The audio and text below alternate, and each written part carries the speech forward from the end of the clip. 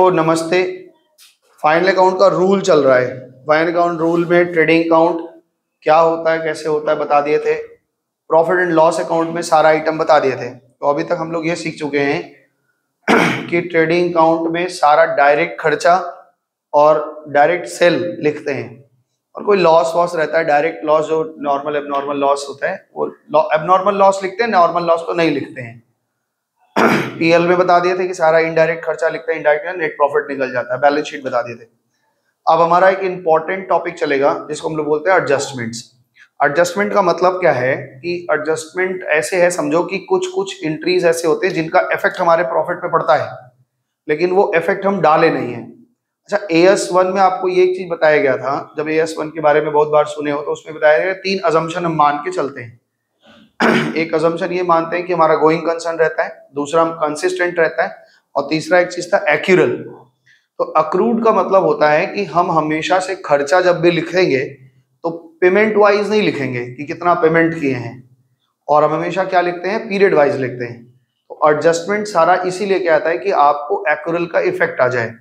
तो accrual effect के लिए हम लोग क्या करते हैं, एडजस्टमेंट लिखते हैं। यहाँ पे बहुत सारा एडजस्टमेंट हम लिखवाए हैं, लगभग 30 है शायद, है ना। तो ये 30 मेन हैं, और आप बड़े क्लास में जाएंगे तो और भी एडजस्टमेंट्स तो आपको सिखाया जाएगा। तो बेसिक के लिए 30 है, तो एक एक करके हम लोग धीरे धीरे समझेंगे। जिन्होंने कॉपी किया अच्छी बात है, जिन्होंने नहीं कॉपी किया वो मौज ले रहे हैं, और मौज ले सकते हैं, कोई दिक्कत नहीं, सबका अपना अपना मौज है। तो पहला एडजस्टमेंट जो आता है, ध्यान से सुनना, हमने एडजस्टमेंट को 2 तरह से पढ़ाने का कोशिश किया है। किसी भी बुक में ऐसा लिखा नहीं है, ये सीए के फाउंडेशन के बुक में से हमने कॉपी किया है, और ये तरीका ठीक है।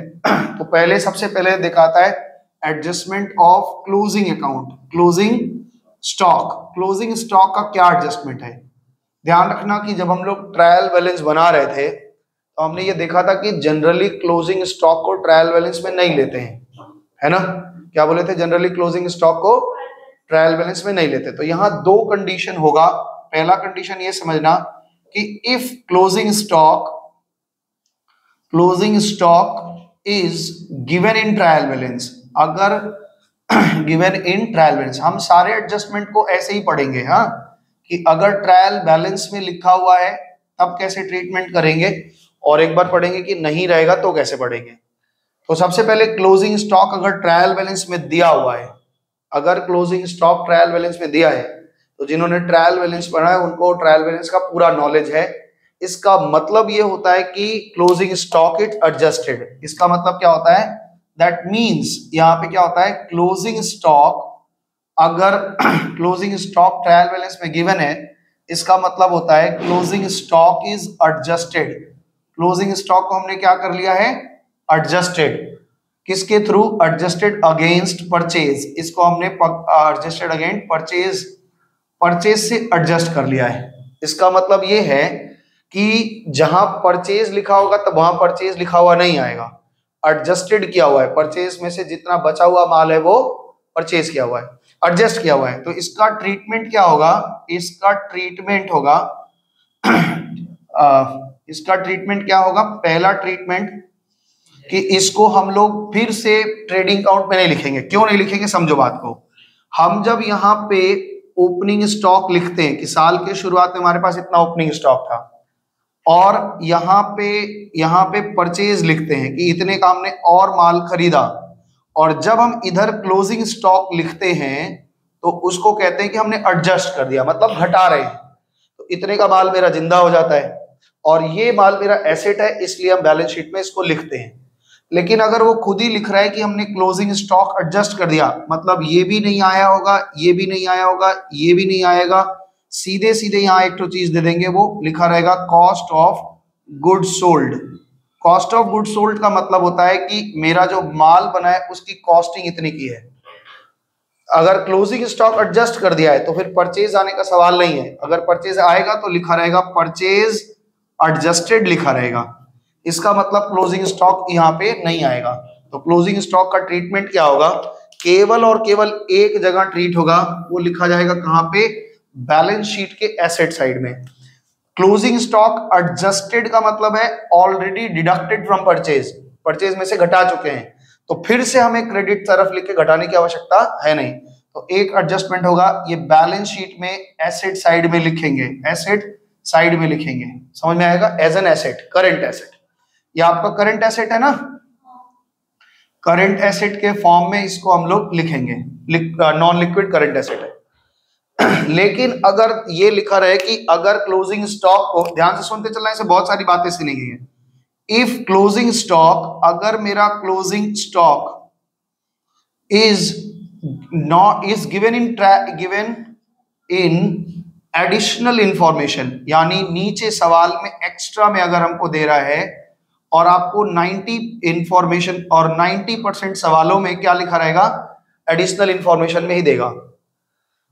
तो क्लोजिंग स्टॉक अगर एडिशनल इंफॉर्मेशन में दे रहा है, इसका मतलब ट्रायल बैलेंस में परचेज लिखा हुआ है, क्लोजिंग स्टॉक घटाया नहीं गया है। तो इसका ट्रीटमेंट क्या होगा, इसका ट्रीटमेंट, इसकी जर्नल एंट्री क्या होगी, सबसे पहले इसका जर्नल समझेंगे, पहले जर्नल समझेंगे फिर ट्रीटमेंट देखेंगे। जर्नल का मतलब ये है कि हमारा क्या हो जाएगा, स्टॉक जिंदा हो जाएगा, तो हम क्या लिखेंगे, क्लोजिंग स्टॉक अकाउंट डेबिट, ये क्लोजिंग स्टॉक मेरा जिंदा हो गया, क्लोजिंग स्टॉक अकाउंट डेबिट है ना। और ये क्या कम करेंगे, या तो परचेज को कम कर लो या ट्रेडिंग अकाउंट का क्रेडिट साइड लिख लो, एक ही मतलब है। तो हम यहाँ पे फाइनल अकाउंट बना रहे हैं, इसलिए हम इसको ट्रीट कहाँ करते हैं, क्रेडिट। इसका मतलब क्या हो रहा है मालूम है, जब हम ट्रेडिंग अकाउंट बना रहे हैं, यहाँ पे साल के शुरुआत में ओपनिंग स्टॉक जो था वो लिख दिया, 3 किलो आपके पास चावल था और हमने 10 किलो चावल और खरीदा, ये लिख दिया। तो इससे तो खर्चा नहीं निकलेगा, कितना माल बचा है वो तो घटाना पड़ेगा ना। तो जब घटाओगे क्लोजिंग स्टॉक को, तब आपका एग्जैक्ट खर्चा निकल के आएगा। तो इसका मतलब यही हो रहा है कि हमने क्लोजिंग स्टॉक को डेबिट किया और ट्रेडिंग अकाउंट को क्रेडिट कर दिया और ये बात बन गई, है ना। तो इसका ट्रीटमेंट क्या करना है, ध्यान से सुनो। हाँ, इन दोनों को तो जोड़ते हैं, और क्लोजिंग स्टॉक इधर लिखने का मतलब घटा दिया, किसी चीज को उल्टे तरफ लिखने का मतलब होता है घटाना। तो यहाँ पे इसका ट्रीटमेंट क्या होगा, इसका ट्रीटमेंट आपका ये होगा, पहला ट्रीटमेंट होगा कि हम इसको ट्रेडिंग अकाउंट में क्रेडिट साइड में लिखेंगे, ट्रेडिंग अकाउंट के इधर लिखेंगे क्रेडिट साइड में, ठीक है, क्योंकि घट रहा है। और दूसरा ट्रीटमेंट क्या लिखेंगे, एक संपत्ति की तरह में तैयार हो गया, तो बैलेंस शीट के कहां लिखेंगे, एसेट्स साइड में। ये आपको इंफॉर्मेशन में लिखा है, आपके लिखा हुआ है करंट एसेट्स में लिखेंगे, बात समझ में आया। ये आपके उसमें बहुत अच्छे से लिखा हुआ है, शीट में बहुत अच्छे से लिखा हुआ है। तो यहां तो ये एक बात हो गया कि अगर ट्रायल बैलेंस में दिया है तो एक जगह केवल एसेट की तरह दिखा दो, इसका मतलब वो ऑलरेडी घटाए हुए हैं, हमें और दोबारा घटाने की आवश्यकता नहीं है। लेकिन अगर एडिशनल इंफॉर्मेशन में दिया है तो इसका मतलब केवल ओपनिंग स्टॉक और परचेज दिया हुआ है, घटाया नहीं गया है, तो हमें घटाने की एंट्री करनी होगी और उसका ट्रीटमेंट करना होगा। अब देखो, जितने से आप डेबिट कर रहे हो, ये क्रेडिट कर रहे हो, उतना ही से डेबिट कर रहे हो। तो जर्नल का मतलब क्या है, ये एक ऐसा चीज है, इसको एडजस्ट करना पड़ रहा है। क्यों एडजस्ट करना पड़ रहा है, अगर हम क्लोजिंग स्टॉक को एडजस्ट नहीं करेंगे तो करेक्ट प्रॉफिट नहीं निकाल पाएंगे। तो ऐसे ही बहुत सारे ट्रीटमेंट आएंगे जिसमें हमें एडजस्टमेंट करना पड़ेगा, और एडजस्टमेंट कर करके हम क्या करेंगे, अपना प्रॉफिट को एकदम करेक्ट के पोजीशन पे लेके आएंगे। मतलब ये सब क्या है, ये सब कुछ ऐसे ट्रांजैक्शन होते हैं जिसका इफेक्ट हम नहीं दिए रहते, और नहीं दिए रहते तो उसका इफेक्ट दिए बिना हम करेक्ट नेट प्रॉफिट को निकाल नहीं पाते। समझ में आया। इसमें क्या क्या बात आ सकती है, आप याद रखेंगे, क्लोजिंग स्टॉक जो है यानी इन्वेंट्री जो है, इसको इन्वेंट्री बोलते हैं। ये कौन सा अकाउंटिंग स्टैंडर्ड में आता है, 2। नाम क्या है, वैल्यूएशन ऑफ इन्वेंट्रीज। इस अकाउंटिंग स्टैंडर्ड का नाम है वैल्यूएशन ऑफ इन्वेंट्रीज। वहां पे बहुत कुछ सीखेंगे। वैल्यूएशन ऑफ इन्वेंट्रीज इसका नाम है इस अकाउंटिंग स्टैंडर्ड का। तो जब कभी भी आप कुछ रेफरेंस देंगे स्टॉक के बारे में, तो वहां पे आप लिखेंगे कि ये AS2 के हिसाब से हम बात कर रहे हैं।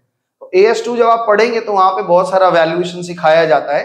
अभी वो मेरा विषय नहीं है कि हमारे पास वैल्यूएशन स्टॉक की कैसे करते हैं, वो सब चीज सिखाए। खाली वहां एक बात सिखाया जा रहा है, वो ध्यान से सुनो। जैसे मान लो कि अगर, ध्यान से सुनना, इस बात को थोड़ा अच्छे से समझने की कोशिश करना। काफी यही एडजस्टमेंट में थोड़ा टाइम लगेगा, बाकी सारा एडजस्टमेंट धड़ाधड़ होगा। इसको बढ़िया से समझना।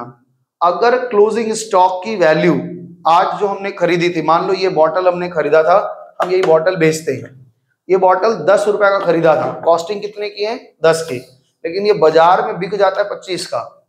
साल के अंत में मेरे पास में 3 बॉटल बचे हैं, तो 3 बॉटल की कॉस्टिंग हो गई 30 रुपए और इसको बिक जाएगा 75 में। तो मेरा क्वेश्चन ये है कि जब हम वैल्यूएशन अपने क्लोजिंग स्टॉक का दिखाएंगे कि मेरे पास 3 बॉटल बचा हुआ है, तो हम 30 रुपया दिखाएं या 75 रुपया दिखाएं? तो ये आपके दिमाग में आ रहा है कि सर 30 रुपया दिखाएंगे, 75 क्यों दिखाएंगे? भाई इसकी वैल्यू तो 75 है, मेरे पास जो स्टॉक बचा है उसकी वैल्यू तो 75 है, हम 30 क्यों दिखाएंगे? क्योंकि इसकी रियलाइज बाजार में कितनी की हो जाएगी? 75 की हो जाएगी, तो हम 75 दिखा दें। तो फिर आपके दिमाग में आएगा कि सर बाजार में बिक जाएगा 75 का, है ना, लेकिन खरीद कितने की है? 30 की। आप बिना कुछ सोचे समझे क्यों कि 30 बोले हमको नहीं पता, लेकिन अकाउंटिंग स्टैंडर्ड इसका नियम बताता है। ये कहता है अच्छा मान लो 30 और 50 बता दिए, ठीक है, आप कह रहे 30 लिख लीजिए। अब कल्पना करो कि मेरे पास ये बॉटल खरीदा गया था 10-10 रुपए का और 30 रुपए का 3 बॉटल बचा है, लेकिन ये बाजार में बिकेगा 25 रुपए का। आउटडेटेड हो गया, पुराना बॉटल है, इससे अच्छे अच्छे बॉटल मॉडल्स आ गए हैं, तो ये बाजार में रियलाइज नहीं होगा, इतना बिकेगा ही नहीं, चलता ही नहीं है। अगर हम बेचना चाहेंगे तो हमको कुछ ना कुछ नुकसान ही होगा। तो ऐसे कंडीशन में हम इसका वैल्यूएशन 25 करें या कि 30 करेंगे? तो 25 करेंगे। इसका रीजन क्या है कि अकाउंटिंग स्टैंडर्ड कहता है कि आपको हमेशा कॉस्ट और एमआरपी यानी क्या बोलते हैं उसको, ये हमारा मार्केट प्राइस और कॉस्ट, इन दोनों में जो छोटा होगा वो आप लिखेंगे। लेकिन अकाउंटिंग स्टैंडर्ड कभी भी मार्केट प्राइस की बात नहीं करता। आपके लेवल में मार्केट प्राइस ही समझो, लेकिन आगे जब बड़े क्लास में जाएंगे तो वहां एक वर्ड आएगा एनआरवी, यानी नेट रियलाइजेबल वैल्यू। अब इसका इफेक्ट जानते हैं। चार्टेड लोगों के पास में, अच्छा तुम्हारे दिमाग में ये प्रश्न आ रहा होगा कि सर कम क्यों लिख रहे हैं? हम अगर ज्यादा लिख दें तो क्या दिक्कत हो जाएगा, या कम लिख दें तो क्या फायदा मिल जाएगा? ये देखना है हमें कि भाई हम क्यों ज्यादा और कम का ये क्या फंडा है, ये हमको समझाइए। तो चार्टेड अकाउंटेंट लोगों के पास में ना एकदम ये निंजा हथौड़ी है कि भाई ये हमेशा से क्या करते हैं, किसी कंपनी का या किसी फर्म का प्रॉफिट कम करना होता है तो उसके बचे हुए स्टॉक की वैल्यू को कम कर देते हैं। शायद वीडियो में भी बोले होंगे अब, और पिछले साल के वीडियो में देखा है वो। और अगर हमें क्या करना है, वैल्यूएशन अपने प्रॉफिट को बढ़ाना है तो हम उसकी वैल्यू को बढ़ा देते हैं, ठीक है ना। तो आइए देखते हैं कि कैसे घटता बढ़ता है। यहाँ समझ में आए? इसको समझ में आया थोड़ा थोड़ा? अभी देखो ध्यान से आप ध्यान से समझो, एक छोटा सा एग्जांपल ले रहे हैं। हालांकि आपको सवाल वाला भी कुछ भी नहीं आता है, लेकिन फिर भी हम एक एग्जांपल से समझाना चाह रहे हैं। ध्यान से समझो, ये मेरा एक ट्रेडिंग अकाउंट है। वीडियो दिख रहा है ठीक से? हाँ, ये मेरा एक ट्रेडिंग अकाउंट है। इसमें मान लीजिए कि मेरे पास में ओपनिंग स्टॉक, हमारे पास साल के शुरुआत में कच्चा माल 10,000 का था, ठीक है ना। हमने नई खरीदारी की है 1 लाख रुपए की। ध्यान से सुनना, 1 लाख रुपए का नया खरीदारी किया है। हमने कुछ डायरेक्ट खर्चे किए, जैसे वेज वगैरह दिया होगा, डायरेक्ट खर्चे किए, और वो किया है मान लो 50,000 का। और पूरे साल में हमने माल सेल किया है, सेल हमने किया है 2 लाख रुपए का। ट्रेडिंग अकाउंट बन गया आपका। हमारे पास जो क्लोजिंग स्टॉक बचा है उसकी कॉस्टिंग 50,000 की है, ठीक है। कॉस्टिंग कितना है? 50,000 का। और उसकी सेलिंग प्राइस बाजार में 70,000 की है। अब देखो दोनों में से कम तो 50,000 है। अगर हम 50,000 लेंगे तब क्या इफेक्ट आएगा, और अगर 70,000 लेंगे तो क्या इफेक्ट आएगा? अगर हम कॉस्ट को लेते हैं 50,000 तो हमारे पास ग्रॉस प्रॉफिट कितने का आ रहा है? केस 1 ग्रॉस प्रॉफिट कितने का आएगा? 2.5 लाख इधर है, 1.60 इधर है, तो 90,000 90,000 आएगा। अरे 1.60 इधर है, 40 50 90,000 का प्रॉफिट आ रहा है। यानी जब हम 50 का लिख रहे हैं तो मेरे पास प्रॉफिट कितने का आ रहा है? 90,000 का। चमक तो नहीं रहा बोर्ड? ठीक है। अच्छा, इस चीज को अगर बाकी सब कुछ ठीक है, इस चीज को अगर हम यहाँ पे 70,000 ले लें तो यहाँ पे ये 1,10,000 आ जाएगा। यानी आप जितना वैल्यू स्टॉक का बढ़ा रहे हैं उतना ही क्या हो रहा है? आपका प्रॉफिट बढ़ जा रहा है। और कोई भी बिजनेसमैन चाहता है क्या कि मेरा प्रॉफिट बढ़े? क्यों नहीं चाहता है प्रॉफिट बढ़े? क्योंकि ज्यादा प्रॉफिट आएगा तो हमें ज्यादा टैक्स भरना पड़ जाएगा, है ना। तो टैक्स चोरी करते हैं। चार्टर्ड अकाउंटेंट लोग क्या करते हैं? पढ़ाई लिखाई करके उनको चोरी का सब कुछ सिखा दिया जाता है, तो वो क्या करते हैं? चोरी करते हैं। लेकिन नहीं, ऐसे नहीं बोलना चाहिए कि चोरी करते हैं। बहुत ईमानदार लोग भी हैं कि टैक्स, हाँ तो कोई बात है, हम तो माफी मांग लिए कि ऐसा नहीं, ऐसे कोई बात, हम तो पढ़ाने के लिए बता रहे हैं कि बहुत सारे चार्टेड अकाउंटेंट यही तो कर रहे हैं, आपका टैक्स सेव करते हैं कि कैसे हम टैक्स को सेव कर लें। अब उसको टाई पहना दोगे तो लैंग्वेज थोड़ी बदल जाएगा, चोरी करते हैं बताइए लीगल तरीके से, और करे भी क्यों नहीं, क्योंकि सरकार इतना ज्यादा टैक्स लगा रखी है कि अगर हम पूरा भर देंगे, पता चला मेहनत हम कर रहे हैं, सरकार आधा लेके चली जाती है, तो इसलिए बचाना चाहिए, कोई दिक्कत नहीं, अच्छी बात है। टैक्स यहाँ पे एक चीज समझ में आया कि 70,000 अगर हम लिख दे रहे हैं तो जितना हम अपने क्लोजिंग स्टॉक को बढ़ा रहे हैं, यहाँ पे देखो, यहाँ पे मेरे पे अगर हमने 20,000 का स्टॉक को बढ़ा लिख दिया तो क्या हो जाएगा, 20,000 से मेरा प्रॉफिट बढ़ गया, जीपी 20,000 से बढ़ गया तो एनपी भी 20,000 से बढ़ गया, है ना, यानी कैपिटल मेरा प्रॉफिट भी 20,000 से बढ़ गया, टैक्स ज्यादा लग जाएगा। मेरा प्रश्न एक तो अपना स्टॉक को कम और ज्यादा करके लिखते हैं, ये प्रैक्टिस है, कोई आदमी ज्यादा क्यों दिखाता होगा, इसलिए ज्यादा दिखाता है, इसलिए ज्यादा दिखाता है कि पब्लिक को ये दिखा सके कि हमारी कंपनी बहुत अच्छा प्रॉफिट कर रही है, हमारा फर्म बहुत अच्छा प्रॉफिट कर रहा है, और इस झांसे में आकर के बहुत लोग उसमें पैसा लगा दें। यही तो होता था। आज आप लोग जाकर के एक वीडियो देखेंगे कि ग्रेट डिप्रेशन क्या है। ग्रेट डिप्रेशन आया था, मतलब पूरे वर्ल्ड में मंदी आ गई थी, ठीक है ना। तो उसमें क्या हुआ था, उस समय में कोई अकाउंटिंग स्टैंडर्ड वगैरह था नहीं, तो वहां लोग क्या करते, फेक तरीके से अपने सेल को बढ़ा देते थे, और फेक तरीके से सेल बढ़ा करके सेल को पंप कर दिया, बढ़ गया। अब उससे क्या होता है, प्रॉफिट ज्यादा दिखा दे रहे, तो बाकी लोगों को बाजार में कंपनियों पे लग रहा है कि बाजार बहुत तेजी से भाग रहा है ना, तो लोग इन्वेस्ट करते थे, और फिर बाजार जब गिरा तो सब लोग सड़क पे आ गए, पब्लिक क्या हो गई, सड़क पे आ गई। तो इसलिए उसके बाद में अकाउंटिंग स्टैंडर्ड बनाना शुरू हुआ और धीरे धीरे बना। तो यहाँ पे याद, अच्छा ये देखो हो कैसे रहा होगा, अगर हम जितना बड़ा अपना क्लोजिंग स्टॉक दिखा रहे हैं, इधर सुनो, जितना बड़ा हम अपना क्लोजिंग स्टॉक दिखा रहे हैं, इसका मतलब है बहुत थोड़ा सा माल बेच के इतना पैसा बेच दिए, ज्यादा पैसा बेच दिए, प्रॉफिट बढ़ गया। अगर हम ये दिखाएं कि मेरे पास 10 माल था और हमने 7 बेचा है, 3 बचा है, तो मेरे पास प्रॉफिट एक नॉर्मल प्रॉफिट आ रही है। लेकिन हम सेल वही लिखे, हम बोल रहे नहीं मेरे पास 6 पीस बचा हुआ है, तो मतलब कम ही माल हम बहुत महंगा में बेच दिए हैं, तो इसलिए मेरा प्रॉफिट क्या हो रहा है, ज्यादा आ जा रहा है। तो ये ध्यान रखिएगा कि कॉस्ट और एनआरवी, यानी कॉस्ट और एमआरपी बोल लो, इन दोनों में जिसकी मिनिमम वैल्यू होगी वही हम लिखते हैं। तो यहाँ एक क्वेश्चन आ गया कि सर आप बार बार एनआरवी क्यों बोल रहे हैं। एनआरवी का मतलब होता है नेट रियलाइजेबल वैल्यू।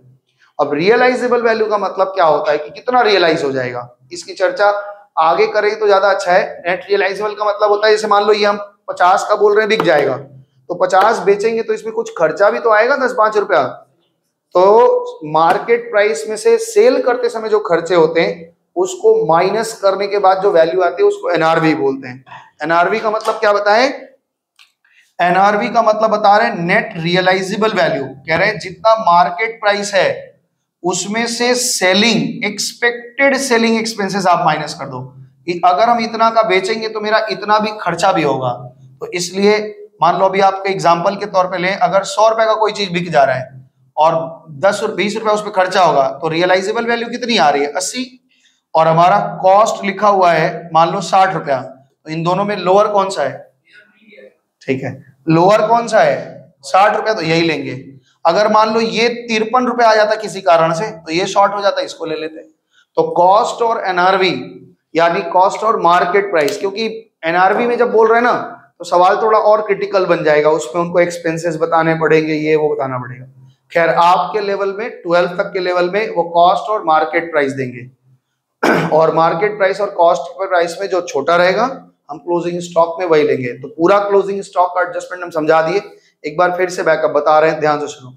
अगर क्लोजिंग स्टॉक मेरे ट्रायल बैलेंस के अंदर दिख रहा है, इसका मतलब है वो एडजस्ट किया हुआ है, उसको फिर से ट्रेडिंग अकाउंट में घटाना नहीं है, उसको सीधे कहाँ लिखना है, अपने संपत्ति की तरह बैलेंस शीट में लिखना है। लेकिन अगर एडिशनल इंफॉर्मेशन आपके ट्रायल बैलेंस के नहीं दे करके एडिशनल इंफॉर्मेशन में क्लोजिंग स्टॉक दिखाए, इसका मतलब इसका इफेक्ट अभी दिया नहीं गया है, ना जर्नल हुआ है ना लेजर, क्योंकि ट्रायल बैलेंस में, इस बात को बहुत ध्यान से सुनना, जो चीज ट्रायल बैलेंस में दिख रहा है इसका मतलब उसका जर्नल हो चुका है, जर्नल हुआ होगा, लेजर हुआ होगा, फिर वो ट्रायल बैलेंस में आया। लेकिन जो चीज एडिशनल इंफॉर्मेशन में दिख रही है इसका सीधा मतलब है इसका भी जर्नल नहीं हुआ है, इसका इफेक्ट नहीं आया है और ये ट्रायल बैलेंस में नहीं है।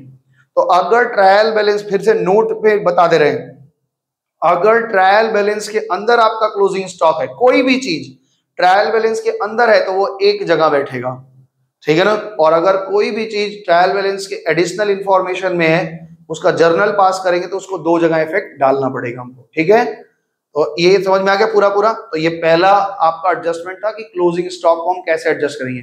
आप अगर 10 सवाल क्यों 100 सवाल बनाएंगे तो 95 सवाल ऐसे मिलेंगे जिसमें क्लोजिंग स्टॉक एडिशनल इंफॉर्मेशन में ही रहेगा, ठीक है। हम लोग कुछ सवाल यहाँ पे करेंगे, ये थोड़ा चैप्टर लंबा चलेगा आपका, हम पहले बताएं नवंबर पूरा ले लेगा। तो इसमें नवंबर में पूरा 8 क्लास तो हम यही करवाने वाले हैं, पूरा रगड़ के, और कुछ नहीं। ये समझ में आया। आगे तो अगला एडजस्टमेंट हमारा क्या कहता है, आउटस्टैंडिंग एक्सपेंसेस। तो ये समझ में आ गया, इसमें कुछ डाउट वाउट है तो पूछो। हर्ष समझ में आया है, आगे बढ़े। तो अभी यहाँ पे दूसरा जो बात कह रहे हैं, दूसरा एडजस्टमेंट जो पढ़ रहे हैं, ध्यान से सुनो। आउटस्टैंडिंग एक्सपेंसेस, आउटस्टैंडिंग एक्सपेंसेस, कोई भी एक्सपेंसेस को हम ले लेते हैं। जैसे आउटस्टैंडिंग एक्सपेंसेस में हम कोई भी ले सकते हैं। मान लो हमने एक रेंट ले लिया, तो ये डायरेक्ट भी हो सकता है, इनडायरेक्ट भी हो सकता है। एडिशनल इंफॉर्मेशन में दिया हुआ है, ध्यान से समझना, मेरी बात को अच्छे से समझने की कोशिश करना। मान लेते हैं कि ट्रायल बैलेंस में रेंट लिखा हुआ है, रेंट लिखा है 5000, ठीक है। इसका मतलब होता है कि 5000 रुपया रेंट हमने भर दिया है। जो चीज ट्रायल बैलेंस में आ रहा है, इसका मतलब है उसका जर्नल हुआ है और उसको हमने किया होगा ट्रांजैक्शन, तभी तो हुआ होगा। अब एडिशनल इंफॉर्मेशन में बता रहा है, एडिशनल इंफॉर्मेशन बता रहा है कि रेंट आउटस्टैंडिंग है 200 रुपया से। इसका मतलब है ये हम दे चुके हैं और ये मेरा बकाया है। और हमारा क्या बोलता है, हम AS1 बोलता है कि आपको अकाउंट हमेशा किस पे बनाना है, एक्यूरल बेसिस पे। तो खर्चा जब हम फाइनल अकाउंट बनाएंगे तो 5000 खर्चा नहीं दिखा सकते, क्योंकि 5000 तो आप पे किए हैं, लेकिन हकीकत खर्चा तुम लोग 9 बजे रात तक आते ही रहा करो। 6:30 का क्लास है, 7:30 बजे तुम घर में घुस रहे हो। आउटस्टैंडिंग रेंट का मतलब है कि इतना रुपया बाकी है, ध्यान से सुनो। आउटस्टैंडिंग रेंट का मतलब है कि इतना रुपया मेरा अभी बाकी है। तो खर्चे में हम 5000 दिखाएं या 5200 दिखाएं। तो AS1, ध्यान से सुनो भाई, क्या हो गया दिक्कत,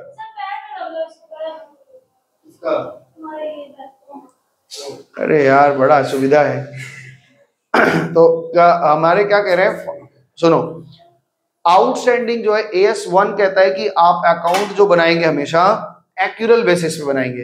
एक्यूरल बेसिस का मतलब होता है कि चाहे वो पेमेंट किए हो कि नहीं किए हो, उससे मतलब नहीं होता, आपको कितना खर्चा हुआ वो दिखाना पड़ेगा। अगर हमने, इसलिए अगर हम जब PL अकाउंट बनाएंगे तो PL अकाउंट में रेंट में, तो यहाँ पे रेंट में हम 5000 दिए वो तो लिखे, और 200 रुपया मेरा बकाया है, तो ये खर्चा में 5200 लिखेंगे। समझ में आया बात, कि अगर कोई चीज बाकी है हम नहीं दिए हैं तो वो खर्चा में दिखाया जाएगा कि नहीं दिखाया जाएगा, तो ऑब्वियसली दिखाया जाएगा। क्यों, क्योंकि वो खर्चा इसी ईयर से रिलेटेड है।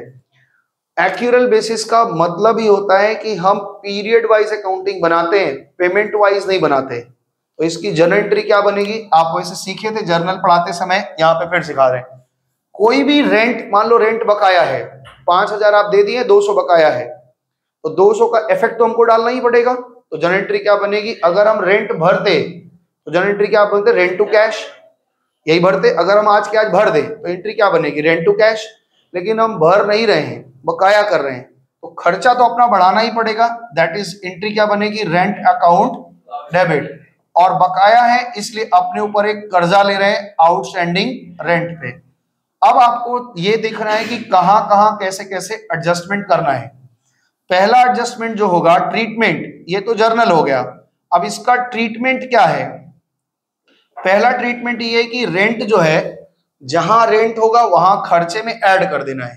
क्या बोले, एडेड विथ एक्सपेंसेस। वो क्या करना है, एडेड विथ एक्सपेंसेस। मान लो रेंट जहां दिए होगे वहां 200 जोड़ के दिखाओ, ठीक है ना। और ये अभी आप दिए नहीं है, कर्जा है, इसलिए आप बैलेंस शीट में एक कर्जे के तौर पे दिखाओ कि 200 रुपया मेरे ऊपर कर्जा है, लाइबिलिटी में दिखेगा। तो एक तो आपके ये कहां जाएगा, ये ऐड हो जाएगा एक्सपेंस के साथ, और ये लाइबिलिटी साइड में दिए नहीं है, बैलेंस शीट की लाइबिलिटी साइड में कर्जे की तरह दिखेगा। समझ में आया। याद रखना, कोई चीज अगर बाकी है तो उस खर्चे में जुड़ेगा, और अगर किसी खर्चे में हम कोई चीज ज्यादा दे दिए तो घटाना पड़ेगा। जैसे मान लो कि मेरा इस साल का फीस बनता है 6,000 रुपया, 6,000 फीस बनता है आपका, मान लीजिए नहीं 12×8 = 96 बन जाएगा, 10,000 के आसपास भी बन जाता है, ठीक है ना। अब मतलब 10,000 का फीस है, आप हमको 12,000 दे दिए हैं, तो प्रीपेड है आपका, तो आप अपने खर्चा में जब दिखाएंगे तो 12,000 खर्चा थोड़े ना है। अगर आप 12,000 खर्चा में दिखाएंगे, ऑडिट में पकड़ लेगा, क्या कहेगा कि भाई आपका फीस 1,000 रुपया महीने है, अरे 800 या 900 महीना, 10,000 आपका फीस बनता है, आप अपने खर्चे में 12,000 क्यों दिखा रहे हैं। तो इसको कहते हैं प्रीपेड। अगर हम प्रीपेड किए हैं तो उसको माइनस कर लेना होगा। तो तीसरा एडजस्टमेंट, दूसरा एडजस्टमेंट समझ में आया? दूसरा एडजस्टमेंट समझ में आया? एडजस्टमेंट को हम 2 बार पढ़ेंगे, एक बार एकदम चैप्टर शुरू होने के और एकदम लास्ट में एक बार फिर पढ़ेंगे, तब आप पूरा सवाल देखे रहेंगे तो एक बार आपको समझ में आएगा और अच्छा से। तो यहाँ पे आउटस्टैंडिंग है का मतलब होता है कि हमारा कुछ बकाया है, यानी जितना हुआ था उतना हम दिए नहीं है, इसलिए ये जो बकाया राशि है वो उसमें जुड़ जाएगी। समझ में आया? समझ में आ रहा है रिद्धि? और ये मेरे लिए अभी दिए नहीं है इसलिए कर्जा है, इसलिए बैलेंस शीट में दिख लेगा। तो तीसरा एडजस्टमेंट पढ़ाने जा रहे हैं। जो तीसरा एडजस्टमेंट है वो इसी का उल्टा है, दैट इज प्रीपेड। अगर किसी को खर्चा, हम क्या बोल रहे हैं, हम अकाउंट जो बना रहे हैं वो पेमेंट वाइज बना रहे हैं कि पीरियड वाइज बना रहे हैं? Period wise. अब मान लीजिए इस साल का मेरा रेंट बनता है 12,000 रुपया, प्रीपेड को समझा रहे हैं, तीसरा एडजस्टमेंट। ध्यान से सुनना, अगर ये ट्रिक पूरा अगर समझ में आ गया तो आपके लिए फाइनल अकाउंट बहुत कठिन चीज है नहीं। तो अगर मान लो कि किसी को हमने 12,000 रुपया रेंट होता है और हमने गलती से क्या कर दिया है, गलती से क्यों, मान लो 14,000 दे दिया, मेरा लैंडलॉर्ड बोला कि भाई दुर्गा पूजा है, ज्यादा दे दीजिए, थोड़ा अगले महीने एडजस्ट कर लीजिएगा, तो हमने उनको 14,000 दे दिया। तो मेरे ट्रायल बैलेंस में क्या दिख रहा होगा? 14,000, क्योंकि हम एंट्री किए होंगे रेंट टू कैश, और 14,000 दिख रहा होगा। लेकिन फाइनल अकाउंट में हम 14,000 नहीं दिखा सकते। फाइनल अकाउंट में 14,000 कैसे दिखा देंगे? कहेगा भाई आपका 1,000 रुपया महीने का रेंट है और आप 12 महीने में 14,000 कैसे खर्चा दिखा रहे हैं, तो ऑडिट में हम पकड़ जाएंगे। तो इसलिए हम क्या करेंगे, वहां से 2,000 घटा देंगे और ये 2,000 मेरा एक एसेट की तरह बैलेंस शीट में दिखेगा। समझ में आया? तो ये कैसे ट्रीटमेंट होगा, ये अगर जब आप लिखोगे तो इसकी एंट्री क्या होगी, अगर मान लो यहाँ पे अभी हमें क्या करना होगा, रेंट को कम करना होगा, क्योंकि जब हम पे किए होंगे तो 14,000 की एंट्री कर दिए होंगे, लेकिन ट्रायल बैलेंस पे, अरे फाइनल अकाउंट पे हम 14,000 दिखा नहीं सकते। तो अभी क्या करना होगा, हमको रेंट को कम करना होगा, और ये पैसा कहाँ ट्रांसफर ले लेंगे, प्रीपेड रेंट में, prepaid rent account debit to rent. यानी आप इस बात को एकदम पक्का करके चलिए कि अगर कोई खर्चा बाकी है तो हमें उस खर्चे में जोड़ के ठीक दिखाना पड़ता है, और अगर कोई खर्चा हम ज्यादा दिखा दिए तो उसको घटा के ठीक करना पड़ता है। तो यहाँ ज्यादा है इसलिए रेंट को कम किया और कहाँ ट्रांसफर ले लिया, प्रीपेड में। ये प्रीपेड बैलेंस शीट में एसेट की तरह दिखेगा, इसको भी करंट एसेट बोलते हैं क्योंकि ये रियलाइज हो जाएगा 1 साल के अंदर। और ये रेंट हम कहाँ दिखाएंगे, रेंट में से क्या करेंगे, सब्ट्रैक्ट कर देंगे। समझ में आया? कैसे होगा, जैसे मान लीजिए कि रेंट में हम 14,000 भर चुके हैं, है ना। ये कहां से फिगर मिलेगा, जो फिगर आपको मिलेगा ट्रायल बैलेंस से मिलेगा। जब सवाल एक बनाएंगे तो सब दिखाएगा। अभी आप खाली दिमाग में समझो। यहां से कोई प्रीपेड है 2,000 का, तो 2,000 घटा दिए तो करेक्ट खर्चा मेरा कितना आ गया, 12,000। और ये 2,000 जो घटाए हैं इसको हम बैलेंस शीट में एसेट साइड में यहाँ पे प्रीपेड बोल के 2,000 दिखा देंगे। क्लियर है? बात समझ में आया? सदा 2 बातें अभी बताई हमने। अगर आउटस्टैंडिंग है, एकदम दिमाग को ठीक करके समझना, अगर कोई चीज बकाया है तो हमारे ऊपर कर्जा है, और अगर अभी हमने कुछ ज्यादा दे दिया है तो मेरी संपत्ति है। ऐसे समझो, अगर हमसे कोई पूछे कि सर आपके पास अभी पॉकेट में कितना रुपया है, तो हमने क्या किया कि हमने बताया कि मेरे पॉकेट में 10,000 रुपया है। फिर हमने अपना रुमाल दिखाया, 50 का रुमाल है, और फिर अपनी संपत्ति सारी बता रहे हैं। फिर हमने फोन दिखाया कि 50,000 का फोन है, ये सब दिखाया, ठीक है ना। अब इसके बाद में बोला कि और कोई संपत्ति सोच लीजिए, तो हमने कहा ठीक है, हम जो पहने कपड़ा वो भी 1,000-1,500 का होगा, सब बता दिया। बोला और कुछ दिमाग में आ रहा है, घड़ी वड़ी बता दिया, सब बता दिया। नहीं समझ में आया तो अब एक चीज पूछा कि और कुछ, तो हमने कहा अच्छा मोबाइल में हमने क्या किया, 1 साल का रिचार्ज कर रखा है, और ये सेवा हमको मिलेगी, हमने इसको रिचार्ज किया था 2,000 रुपया में 1 साल का, और 6 महीना बीता है, तो 6 महीना तो अभी अभी हमको और सेवा मिलेगा। 6 महीना 1,000 रुपया मेरा प्रीपेड है, BSNL कंपनी का मोबाइल यूज करते हैं, तो BSNL का 1,000 रुपया वो है, तो वो तो मेरी संपत्ति है ना। कंपनी हमें छोड़ नहीं सकती, वो हम 6 महीना यूज कर हमें सेवा देगी ही देगी। इसलिए अगर इस साल का अगर हमें खर्चा निकालना है तो प्रीपेड अगर हम किसी को किए होते हैं तो वो मेरी संपत्ति होती है। खर्चा के तौर पे ध्यान रखना, खर्चा में ऑलवेज हमें क्या देखना है, कितना पेमेंट किए वो नहीं देखना है, कितना बनता है वो देखना है। ठीक है, जैसे मान लो हमने 11 महीने का इंश्योरेंस का पैसा दिया है, तो भाई 11 महीना नहीं दिखाएंगे, खर्चा में हम 12 महीने का दिखाएंगे, दिए हैं नहीं दिए हैं उसका एडजस्ट कर देंगे। तो ये एडजस्टमेंट इसीलिए इफेक्ट डालता है आपको। तो 2 एडजस्टमेंट 3 एडजस्टमेंट हो गया। एक एडजस्टमेंट सिखाया क्लोजिंग स्टॉक, एक एडजस्टमेंट आपको दिखाया बकाया वाला आउटस्टैंडिंग का। ये बहुत कॉमन एडजस्टमेंट है, हर सवाल में आपको मिलेगा, इसलिए शुरुआत में आपको बना के चल रहे हैं। इसके बाद एक एडजस्टमेंट बताया आपका प्रीपेड है। अगर किसी को आप ज्यादा दे रखे हो तो उसको खर्चा में दिखा नहीं सकते, घटाओ, और अगर कम दे रखे हो तो जितना कम है उसको जोड़ करके उसको ठीक करो। आई होप 3 समझ में आया होगा। इसमें अगर कुछ पूछना है तो पूछो, नहीं तो थोड़ा एक गिलास पानी पी के बताते, फिर से रुक जा थोड़ा सा। अब इसी तरह से हम इनकम को भी समझ लेंगे। खर्चा देख लिए, अब इनकम भी समझ लेते हैं। तो इनकम में एक होता है एक्रूड, एक होता है अनअक्रूड। एक्रूड का मतलब होता है कि हमने सेवा दे दी है लेकिन अभी तक इनकम हमारा हुआ नहीं है।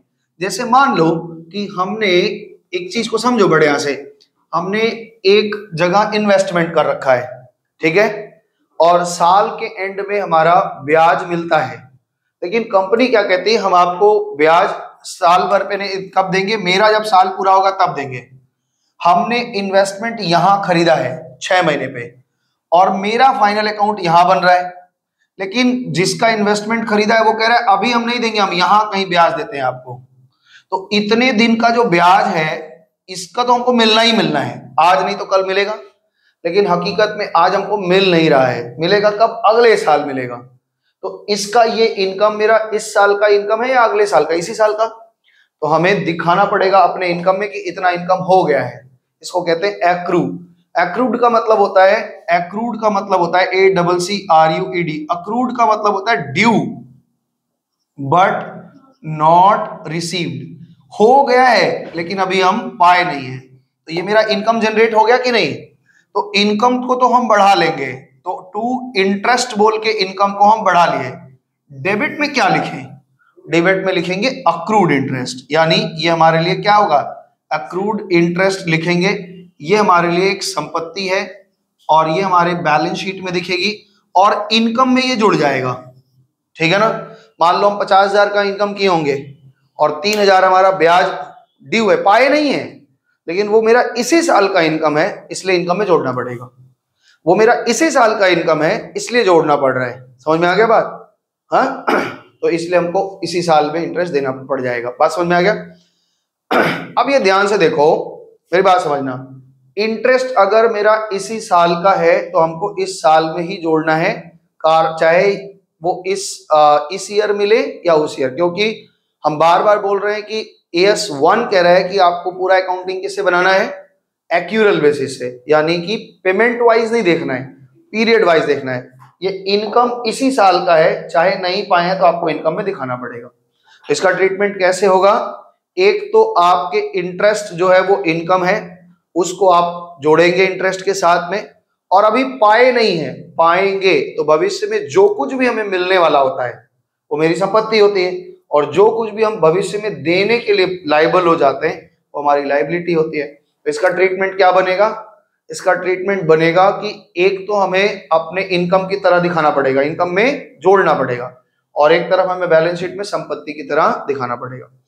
ऐसे ही एडवांस इनकम है।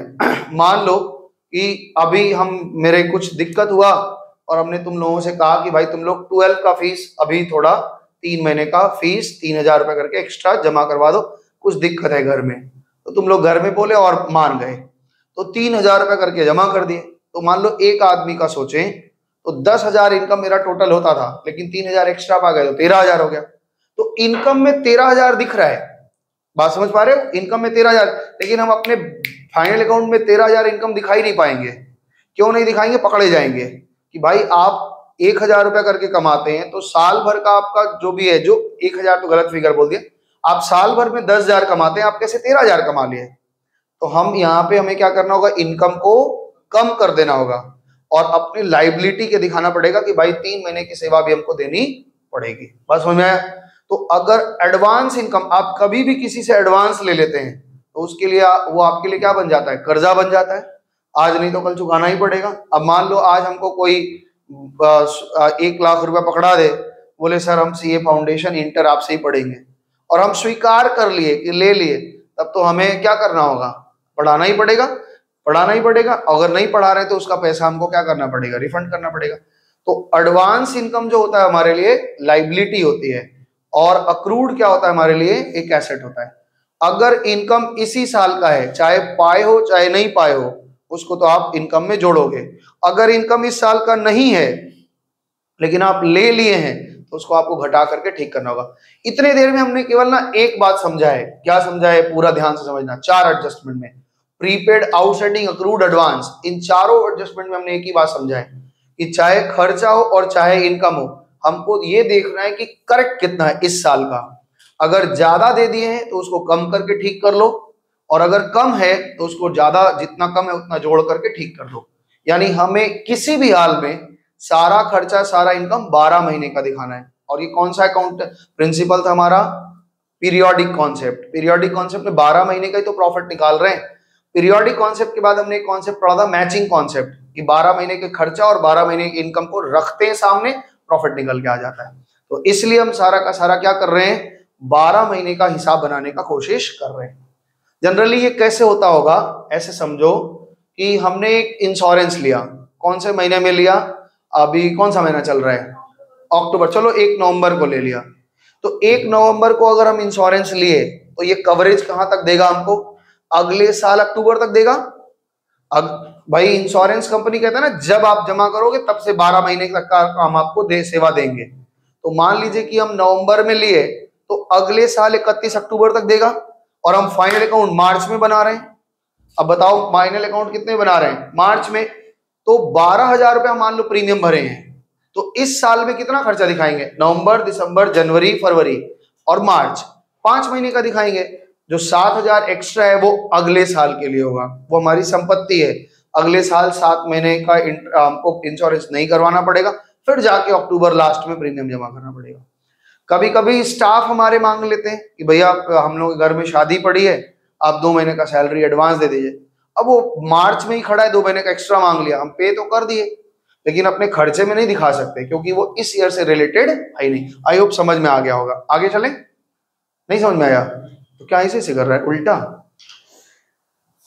आगे चले तो 5 एडजस्टमेंट हो गए। छठवां एडजस्टमेंट है आपका डेप्रीशिएशन।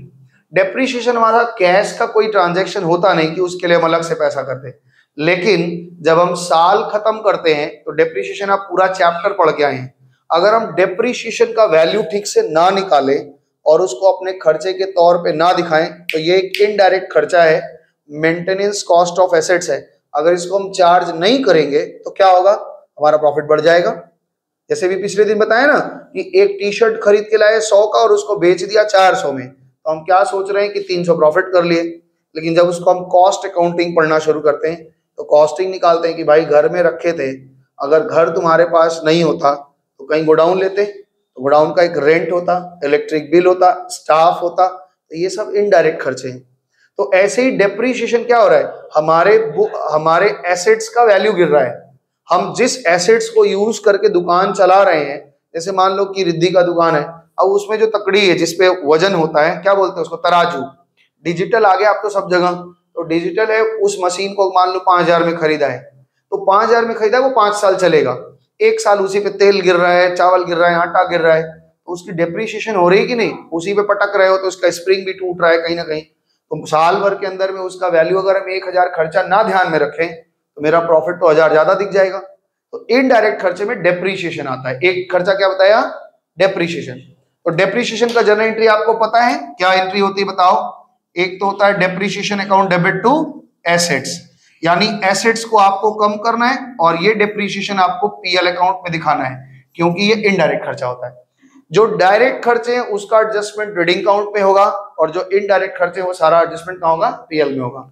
डेप्रीशिएशन मेरा इनडायरेक्ट खर्चा है क्योंकि आप पीएल पूरा पढ़ के आए हैं, तो उसमें ये समझाया था डेप्रीशिएशन क्या होता है? मेंटेनेंस कॉस्ट ऑफ एसेट्स में आता है, उसकी वैल्यू घट जाती है। अच्छा, इसको ऐसे भी समझो, कुछ कुछ लोग इसको कॉस्ट ऑफ एलोकेशन कॉस्ट भी समझते हैं, बताए भी थे एक बार कि मान लो हमारे एक पेन की फैक्ट्री है जो ये बनाती है मार्कर, उसमें एक मशीन है जो बैरल में या कॉटन में इंक भरता है।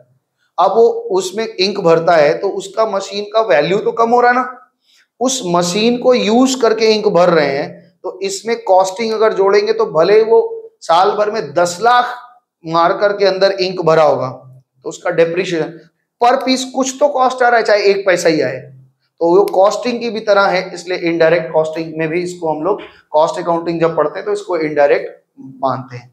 तो यहाँ पे डेप्रिशिएशन की जनरल एंट्री क्या बनेगी, depreciation account debit to assets.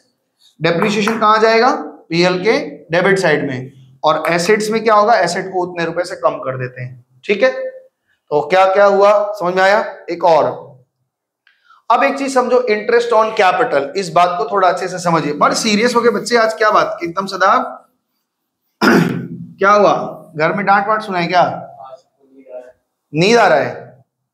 तो बस ठीक है भाई, हम भी 10 तक पढ़ा के रख लेते हैं, अगले दिन चर्चा चलेगी, और 3-4 सुन लो। क्या 6 हो गया है, बस 4 और सुनना है। पढ़ने का मन नहीं कर रहा है, अब अगले दिन से प्रैक्टिकल शुरू करवा दे क्या? तो 10 और एडजस्टमेंट भाई, तो थोड़ा झेलना पड़ेगा, जीवन सुख दुख दोनों है, खाली मौज मस्ती नहीं होगा। यहाँ पे एडजस्टमेंट देखो, थ्योरी नहीं, हाँ साला दुख का नहीं खत्म होता है वैसा टाइप का है क्या? सुनो देर से मेरी बात सुनो, थ्योरी जब अकाउंट्स में पढ़ाया जा रहा है उसको बहुत गौर से सुना करो, क्योंकि उसके ऊपर आपका पूरा का पूरा कॉन्सेप्ट तैयार होता है। खाली सवाल करके मार्क्स लाना बहादुरी नहीं है, इसलिए जो सिखाया जा रहा है उसको थोड़ा सा आंख में पानी वानी मार के बाम लगा के सुन लो। अगला क्वेश्चन क्या रहा है, बहुत छोटा सा चीज है, इंटरेस्ट ऑन कैपिटल। याद रखना, इंटरेस्ट ऑन कैपिटल जो हम मानते हैं ये एक तरह का फर्क, आप समझा रहे हैं ना। इंटरेस्ट ऑन अभी पढ़ाए नहीं, पहले पूछ ले रहे, जर्नल में पढ़ाए थे हम, याद है जर्नल में पढ़ाए थे, तू तो जर्नल में था नहीं, वीडियो भी नहीं देखा होगा। तो इंटरेस्ट ऑन कैपिटल हाँ तो वीडियो भी नहीं देखा होगा ना, बोले तो देख डालना, देखा तो है नहीं तुमको। मतलब हम चाहते हैं कि मेरे घर में हमारा खेत जो है वो खूब लहलहाए बहुत अच्छा से, लेकिन उसको सुबह जाके पानी हम नहीं देना चाहते, वो ऐसे चाहते हैं अपने मन से हो जाए, भगवान खुद ही बरसा दे वही ठीक है, तो ऐसे नहीं होगा। इंटरेस्ट ऑन है कैपिटल क्या, ध्यान से सुनो। साल के शुरुआत में हमको प्रॉपराइटर ने यानी मालिक ने हमको 20,000 रुपए दिए, ठीक है ना, इन्होंने हमको 20,000 के थोड़ा और ले लो 2 लाख रुपया दिया। अगर ये ध्यान से सुनना, इस बात को अच्छे से समझना, ये 2 लाख रुपया मालिक हमको ना दे करके किसी बैंक में रखता तो कुछ ब्याज पाता कि नहीं पाता? तो वो हमसे ये कह रहा है, ए फर्म तुमको 2 लाख रुपया हमने दिया है, अगर ये 2 लाख का मिनिमम जो ब्याज बनता है वो 2,000 रुपया, मान लो हम 2,000 या 20,000 रुपया मान लेते हैं, इतना बनता है, 10% तो हमको कौन दे देता, बैंक दे देता, हम तुमको दे रहे हैं, हमको कम से कम इतना तो चाहिए ही चाहिए। इसको अगर ये पैसा हम तुमको ना दे करके अगर हम बैंक में रखे तो 20,000 तो हम पाते ही पाते। तो ये इसको बोलते हैं कि अगर, जैसे ऐसे समझ लो बात को, इसको बढ़िया से समझना, अगर आपके पास में कोई पैसा है 2-4-10 लाख रुपया घर में छुपा के रखे हो और उसको बैंक में नहीं रखते हो, तो उस 10 लाख का एक ब्याज बनता है, और वो ब्याज आपके नहीं होगा क्योंकि अलमारी में रखने से वो पैसा क्या होगा, बढ़ेगा नहीं। इसको कहते हैं अपॉर्चुनिटी कॉस्ट। आपने एक अवसर खो दिया, जो अपॉर्चुनिटी आपके पास थी कि इससे ब्याज कमा सकते थे, वो आपने खो दिया है, तो क्या हो रहा है, पैसा का वैल्यू बढ़ेगा कि घटेगा? दिन के दिन पैसा का वैल्यू घट रहा है, ये बोल रहा है बढ़ रहा है नहीं, हर जगह पैसे की वैल्यू क्या हो रही है, दिन के दिन बढ़ रही है कि घट रही है? घट रहा है। ये मार्कर पहले, आज अभी ये मार्कर मिल रहा है शायद 50 का, ये 50 का एक मार्कर मिल रहा है ना, कल 1 साल बाद यही मार्कर 50 का नहीं मिलेगा, इसी 50 रुपए, इसी मार्कर को खरीदने के लिए हमको 55 देना पड़ेगा, 60 देना पड़ेगा। इसका मतलब क्या है कि वस्तु वही है लेकिन उसको खरीदने के लिए हमें ज्यादा एसेट्स देना पड़ रहा है, यानी एसेट्स की वैल्यू क्या हो गई, कम हो गई। अब ये बोल रहा है ज्यादा हो गया, लग रहा है ना तुम लोगों को ज्यादा हो गया। एक बात ऐसे समझो, हम कह रहे हैं कि आप मेरे पास 1 महीना पढ़ेंगे तो हमको 5 किलो चावल दे दीजिएगा पढ़ने के लिए, ठीक है ना, ठीक है ना, 5 किलो चावल दे दीजिएगा। तो इसका मतलब है कि 1 महीने में चलो 8 किलो चावल दे देना, ध्यान से सुनो, 8 किलो दे देना। 8 क्लास का 8 किलो चावल दे देना। ए भाई तुम लोग अगर बक बक करेगा हम पीट देंगे। हम किसी कॉन्सेप्ट को लेके चल रहे तो इधर जो छेड़छाड़ करता है, मेरा दिमाग डिस्टर्ब हो जाता है इधर उधर से। हम 8 क्लास ले रहे हैं और 8 किलो चावल ले रहे हैं। अगले 1 साल बाद तुम्हारा छोटा भाई या कोई आया, कजन वगैरह आया, और वो कह रहा है कि सर हम 8 क्लास लेंगे, तो हमने कहा 8 क्लास में आपको 16 किलो चावल देना पड़ेगा। इसका मतलब उसी क्लास के लिए जो आप 1 किलो चावल से आप पूरा कर लेते थे, आज उसी चीज को खरीदने के लिए आपको 2 किलो चावल देना पड़ रहा है। मतलब आपके चावल की वैल्यू कम हो गई है, आधी वैल्यू हो गई है। इसीलिए 2 ठो देने से हमारा पूरा हो रहा है। चीज तो हम वही पढ़ा रहे हैं। तो ऐसे ही जैसे ये मार्कर है, ये 50 रुपए का मिल रहा है, लेकिन इसको नेक्स्ट ईयर खरीदने के लिए हमें 60 देना पड़ रहा है। इसका मतलब ये है कि मेरा कम से कम 20% क्या हो गया, महंगाई बढ़ गई है। और महंगाई बढ़ने की वजह से मेरे एसेट्स यानी जो रुपया है उसकी कीमत क्या हो गई है, कम हो गई है। तो किसी महंगाई नहीं बढ़ रही है बाजार में, चीज तो वही चल रहा है, इन्फ्लेशन, महंगाई। अरे वस्तु नहीं बदल रहा है। कुरकुरे तुम अभी भी 10 का खरीद रहे थे, अभी भी 10 का खरीदते हो, लेकिन वजन कम हो गया। कारण क्या है कि महंगाई नहीं बढ़ा है, आपके रुपए का कीमत घटता जा रहा है। कीमत घटने के वजह से आपका, इसीलिए ज्यादातर लोग जानते हो क्या करते हैं, रियल वैल्यूज में चेक करते हैं। किसी भी चीज का हमेशा रियल वैल्यूज को चेक करते हैं। कैसे रियल वैल्यूज होता है, वो हमेशा सोने को मानते हैं। सोना का वैल्यू हमेशा फिक्स रहेगा। मतलब जैसे समझाने के लिए तुमको बता रहे हैं, आप अपने घर में देख लीजिएगा, मयंक माई तुम लोग सब लोग अपने अपने घर में देखना, एक परिवार को, अच्छा स्टैंडर्ड फैमिली को, जिसमें दादा दादी, माता पिता, चाचा चाची और बच्चे हैं, इतने लोग हैं, अगर उस परिवार को चलाने के लिए 1 महीने का खर्चा 10 ग्राम सोना होता है। इसका मतलब ये हो गया कि चाहे जितनी महंगाई होगी आपको 10 ग्राम सोना का हो जाएगा। आज अभी 10 ग्राम सोने का दाम कितना है, 70,000 रुपए। तो आप घर के खर्चे को देख लीजिए, 70,000 रुपए आपका खर्चा होगा। आपका भाड़ा देख लीजिए, इलेक्ट्रिक बिल देख लीजिए, घर का बिजली का बिल, आपके स्कूल का फीस, दादी माँ के दवाई का खर्चा, ये सारा खर्चा मिला करके 50-60 हजार रुपये आ जाता है एक स्टैंडर्ड लाइफ जीने के लिए। और बकवासबाजी करना हो तो भाई लोग तो भाई ये बंगाली लोग की तरह जीना हो तो वो एक ही शर्ट पहन के 6 दिन घूमेंगे और कहेंगे कि नहीं मेरा 10,000 में चल जा रहा है। वो बात नहीं हो रही है। एक स्टैंडर्ड लाइफ जीने के लिए आपको कम से कम 10 ग्राम का सोना का खर्चा होगा। और यही 10 साल पहले देख लो, 10 साल पहले आपके सोने का कीमत कितना रहा होगा, आप देख लीजिएगा, उसमें ही चल जाता था। तो 32-40 हजार नहीं, डबल हो गया होगा। हाँ नहीं, अभी तो 4 साल में पैसा डबल हो गया। 48,000 में हम खरीदे थे सोना, 100 ग्राम सोना खरीदे। हाँ और भी कम था, हमको याद है 2004-05 की बात याद है, हम 12 में या फर्स्ट ईयर में रहे थे। उस समय 7,000 रुपये रेट था, 7,000 रुपये का 10 ग्राम सोना था। आज 70,000 रुपये हो गया, 10 गुना बढ़ गया। उस समय 7,000 में परिवार में चल जाता था। ट्यूशन फीस 100 रुपये था, ट्यूशन फीस मैथ्स पढ़ने जहाँ जाते थे वो 100 रुपये फीस था, आज 1,000 रुपये फीस हो गया, तो 10 गुना बढ़ा ना। तो ये वैल्यूएशन ऐसे ही होती है। तो यहाँ पे इंटरेस्ट ऑन कैपिटल समझ में आ गया। अब तुम सोचो, तुम फर्म हो, हम किसका अकाउंट बना रहे हैं, फर्म का कि प्रोपराइटर का, फर्म का। हम फर्म है, तो मेरे लिए ये 20,000 रुपया खर्चा है कि इनकम है। तो तुम पूछ रहा था क्या है, हम देते हैं कि लेते हैं, बताओ तुम दोगे कि लोगे? हाँ दोगे ना। तो जनरल एंट्री क्या बनेगी, ध्यान से सुनो, एंट्री बनेगी इंटरेस्ट ऑन कैपिटल। ये मेरे लिए खर्चा है इसलिए डेबिट हुआ, और ये मालिक को देना है, तो मालिक को हम कैश नहीं देते, उसके पूंजी में जोड़ देते हैं, यानी उसकी कैपिटल को बढ़ा देते हैं। तो इंटरेस्ट ऑन कैपिटल कहां दिखाएंगे, पीएल के अकाउंट के डेबिट साइड में खर्चे की तरह दिखा देंगे, और ये पैसा उसके कैपिटल में जोड़ देंगे। वही बैलेंस शीट में तो रहता है। कैपिटल कहाँ होता है, बैलेंस शीट में तो होता है। कैपिटल बैलेंस शीट में है, बैलेंस शीट में ये ब्याज का पैसा जुड़ जाएगा। बात समझ में आया? अब इसी तरह से एक चर्चा चलती है कि सर आपने तो अपना ब्याज मांग लिया, ये बताकर कि अपॉर्चुनिटी कॉस्ट है, अगर हम तुमको नहीं देते तो हम बैंक में रखते, और बैंक में रखते तो हम कुछ ना कुछ कमाते। तो फर्म क्या कहता है कि हम क्या बेवकूफ हैं, आप यहाँ पे हमसे 5 लाख रुपया दिए थे, आप हमसे 5 लाख पे ब्याज मांग रहे हैं। अब यहाँ पे अपनी बेटी का शादी बोल करके 2 लाख रुपया निकाल लिए थे, तो इसका अपॉर्चुनिटी कॉस्ट मेरा खो गया। अगर हम रखे होते तो हम इससे कुछ धंधा पा नहीं करते, इसका ब्याज आप दीजिए, उल्टा मांग लेता है। तो उल्टा ब्याज कैसे मांगे, इसको कहते हैं इंटरेस्ट ऑन ड्रॉइंग।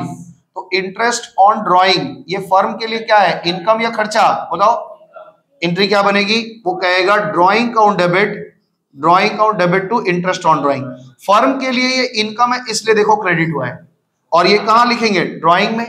ड्रॉइंग लिखो या कैपिटल लिख लो, हम तुम्हारी पूंजी से काट लेंगे। ड्राइंग लिखो या कैपिटल लिखो एक ही मतलब है, हम आपकी पूंजी से काट लेंगे। बैलेंस शीट में कैपिटल से माइनस हो जाता है। मान लीजिए साल के शुरुआत में आपने 10 लाख रुपए पूंजी लगाया है, तो कैपिटल अकाउंट है 10 लाख है, आपने 3 लाख निकाल दिया, तो लास्ट में फर्म क्या करेगा, 10 लाख में से 3 लाख घटा के कहेगा 7 लाख बचा है आपका। पूरे साल अलग अलग बना के चलता है। लास्ट ईयर क्या करता है, सारे ड्राइंग को कहां से हटा देता है, वो कैपिटल से माइनस कर देगा। रिद्धि समझ में आया? Interest on capital, interest on drawing, बोलो भाई।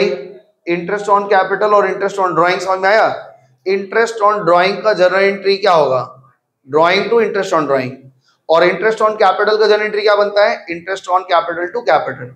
इसको शॉर्टकट में लोग ऐसे याद करते थे, इन लोगों ने याद भी रखा था कि ड्राइंग, इंटरेस्ट ऑन ड्राइंग से ड्राइंग बढ़ जाता है और इंटरेस्ट ऑन कैपिटल से कैपिटल बढ़ जाता है। ये ध्यान रखें, ये नॉन कैश ट्रांजैक्शन है, इसके लिए हम नगद नहीं देते, एडजस्ट केवल कर देते हैं कैपिटल से। इसीलिए तो इन सबको एडजस्टमेंट एंट्री कहा जा रहा है। इन सब का इफेक्ट हमारे प्रॉफिट पे पड़ता है, इसलिए इसको एडजस्टमेंट एंट्री कहा जा रहा है। आगे बढ़े, आगे सुनो। इन्होंने कहा है interest on investment on deposit और एडवांसेस। हमने किसी को रखा है, सुनो, हमने कोई इन्वेस्टमेंट कर रखा है, उसका हमें ब्याज मिलने वाला है, मिल गया, मिलने वाला है, तो अक्रूड है, तो भाई एंट्री क्या बनेगी, इंटरेस्ट ऑन हमको मिलने वाला है, तो एक तो लिखो अक्रूड इंटरेस्ट टू इंटरेस्ट, है ना, तो एडवांस इंटरेस्ट मिलने वाला है, तो यहाँ पे interest on investment account debit to interest on interest account debit, है ना। आप क्या करोगे, इन्वेस्टमेंट को बढ़ा लोगे और एक तरफ ब्याज भी बढ़ाओगे, तो ब्याज आपका जो मिल रहा है वो कहाँ दिखाओगे कि मेरा इनकम है, पीएल के क्रेडिट साइड में दिखा दोगे, और एक तरफ अपना इन्वेस्टमेंट को बढ़ा दोगे। फिर से समझो, हमने एक लाख रुपए का, हाँ इधर सुनो भाई, हमने 1 लाख रुपया का एक इन्वेस्टमेंट किया था, उस पे हमें ब्याज मिला, लिख रहा है कि आपको ब्याज मिला, तो एक तो या ड्यू है ब्याज, मान लो ब्याज ड्यू है, मिल जाता तो आ ही जाता एंट्री, ड्यू है, तो आपको इंटरेस्ट मिल रहा है इसलिए इनकम हो जाएगा, और मिल रहा है अक्रूड है वो इसलिए इनकम हो गया, पीएल में दिखाओगे, और एक तरफ वो अभी मिला नहीं है इसलिए इन्वेस्टमेंट में एसेट साइड में जोड़ देंगे कि मेरे इन्वेस्टमेंट का वैल्यू बढ़ गया।